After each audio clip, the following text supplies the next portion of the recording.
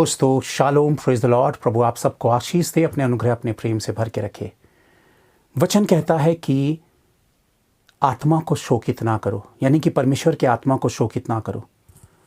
मैं ये कहता हूं कि मसीहत में इससे बड़ी डरावनी और इससे भारी बात कुछ और नहीं है जो पवित्र यीशु मसीह ने कहा। प्रभु ने कहा कि सारे गुनाहों की माफ़ी है, लेकिन परमेश्वर की आत्मा का जो इंसल्ट है, अपमान है, वो किसी भी कीमत में क्षमा के काबिल नहीं होगा। क्यों? क्योंकि पवित्र आत्मा ही परमेश्वर है।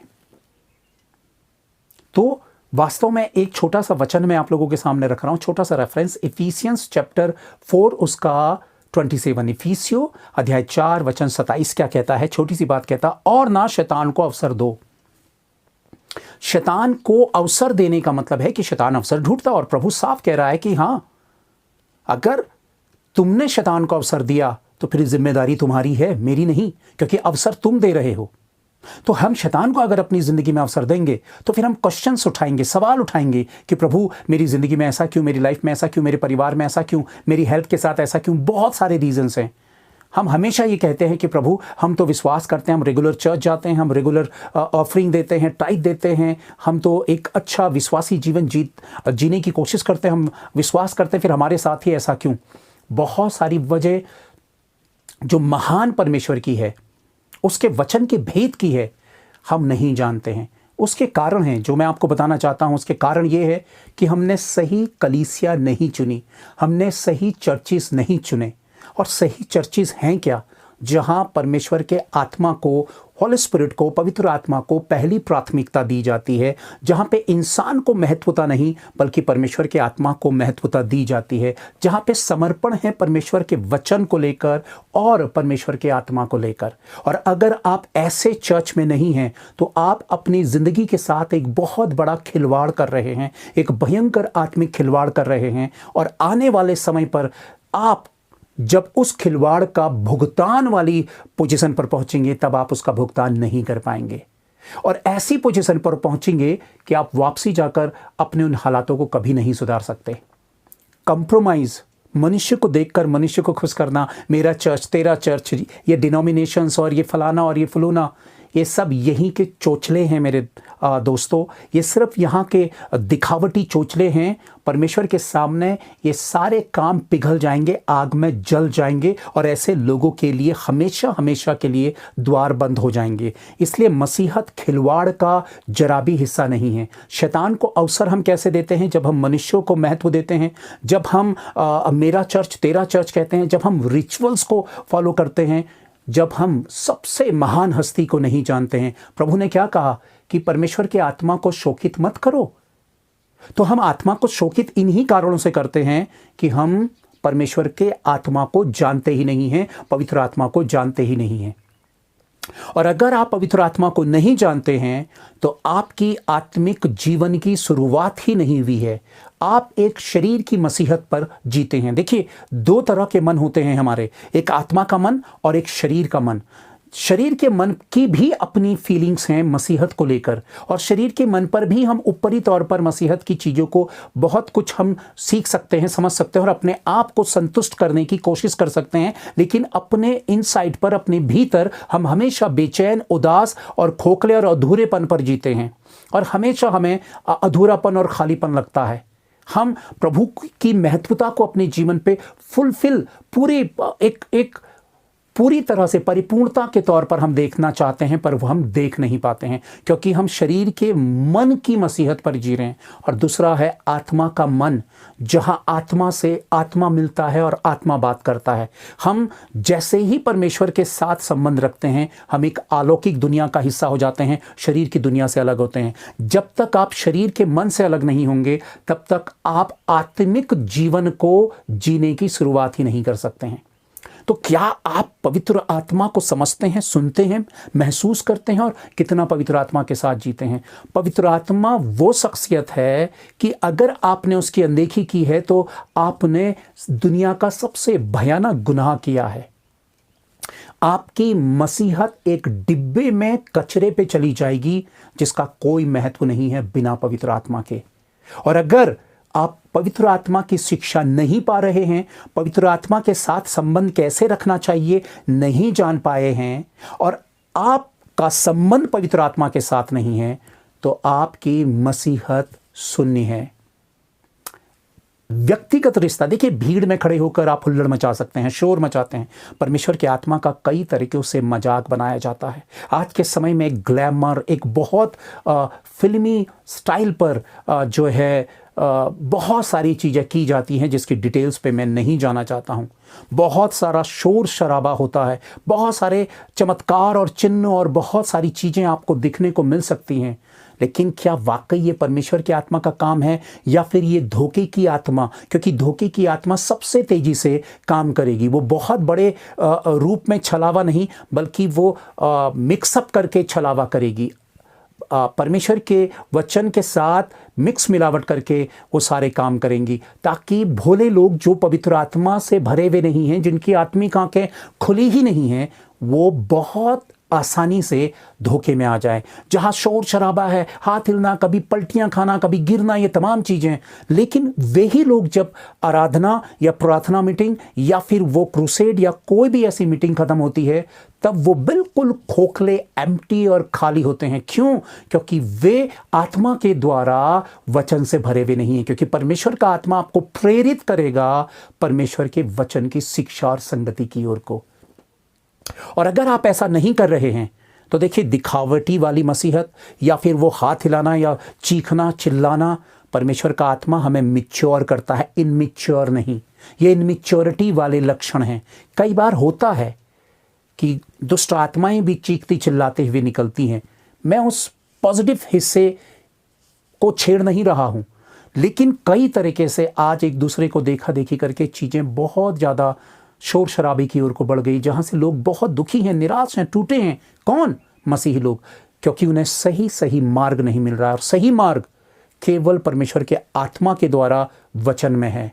क्योंकि जब तक परमेश्वर का आत्मा लोगों के जीवन पे नहीं होगा, उनका रुझान परमेश्वर के वचन की ओर को नहीं होगा, और परमेश्वर का वचन ही उन्हें स्वतंत्र करेगा। प्रभु ने क्या कहा कि तुम सत्य को जानोगे और सत्य तुम्हें स्वतंत्र करेगा। और सत्य हम जानेंगे कहां से? वचन से। और हमें कौन बताएगा? सिर्फ होली स्पिरिट, पवित्र आत्मा, वो स्वर्ग का सामर्थी प्योर अलौकिक हिस्सा है जो आपके अपने व्यक्तिगत आत्मिक जीवन के स्तर को अलौकिकता पर बढ़ाता है, यानी कि आपको नई समझ, नई शक्ति से भरता है। तब आप न्यू क्रिएशन होते हैं, नई सृष्टि बनते हैं। देखिए, पुराने पाप, सड़े गले पाप का जीवन जो है वो इंसान के जीवन के साथ जुड़ा हुआ रहता है, और वो छोटे छोटे छेदों से भीतर घुसता है, और छोटे छोटे पाप जहन में, आँखों में, ज़बान पर, दिल पर वो चलते रहते हैं। इंसान कई बार उनसे भिड़ता भी नहीं है, उनसे लड़ता भी नहीं है, और उन्हें अपने आप से अलग नहीं करता है। क्यों? क्योंकि वो उसके बस का काम नहीं है। ये महान काम परमेश्वर के आत्मा का है। प्रिय दोस्तों, बहुत कुछ है। प्रभु का आना बहुत नज़दीक है। हम बड़ी बड़ी प्रोफेसीज़ को सुनते हैं, बहुत सारे दर्शन की बातें करते हैं। हम कह रहे हैं कि शैतान का अब आना है, फलाना है, इज़राइल पे ये चल रहा है, इज़राइल पर बहुत सारी चीज़ें चल रही हैं, बहुत कुछ है। ठीक है, ये नॉलेज लेना, ये ज्ञान की बातों को बटोर लेना। चलो हम ये वीडियोस भी देखते हैं, यहाँ से फलाने ब्रदर ने ये बड़ी बड़ी बात बोल दी है, और हमने ये भी सुन लिया, वो भी सुन लिया, ये भी सुन रहे हैं, वो भी सुन रहे हैं, वो भी प्रोफेसी भी सुन रहे हैं, विज़न की बातें भी सुन रहे हैं, वचन की ये बात भी हमने जान ली। आप ज्ञान अर्जित कर रहे हैं पर रिश्ता नहीं बना रहे। ज्ञान अर्जित करना अलग बात है, पर रिलेशन बनाना बिल्कुल फर्क बात है। और अगर आप आत्मा में भरे हुए व्यक्ति नहीं हैं, अगर आत्मा से सुनने वाले व्यक्ति नहीं हैं, आप मेरी बात पर इंटरेस्ट नहीं लेंगे, आपको मेरी बात समझ में भी नहीं आएगी। तो ज्ञान बटोरना प्रभु की महिमा का कारण नहीं है। इसीलिए यीशु ने कहा कि मैंने संसार के मूर्खों को चुन लिया है। क्यों? क्योंकि प्रभु चाहता है कि हम विश्वास के साथ पवित्र आत्मा का हाथ पकड़कर नम्रता और दीनता के साथ उसके वचन के आज्ञाकारी बने।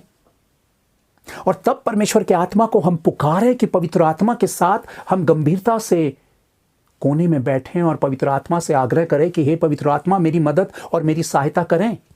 प्रतिदिन हर घड़ी हर पल पवित्र आत्मा से सहायता मांगे। पवित्र आत्मा ही आपको वास्तविक मसीहत पर कायम रख सकता है और वास्तविक मसीही बनाने में आपकी मदद कर सकता है। और कोई शख्सियत इस वर्ल्ड के भीतर नहीं है, ना कोई बड़ा पास्टर, ना कोई बिशप, ना कोई पोप, कोई नहीं। ये सब मनुष्य हैं, ये इंसान हैं।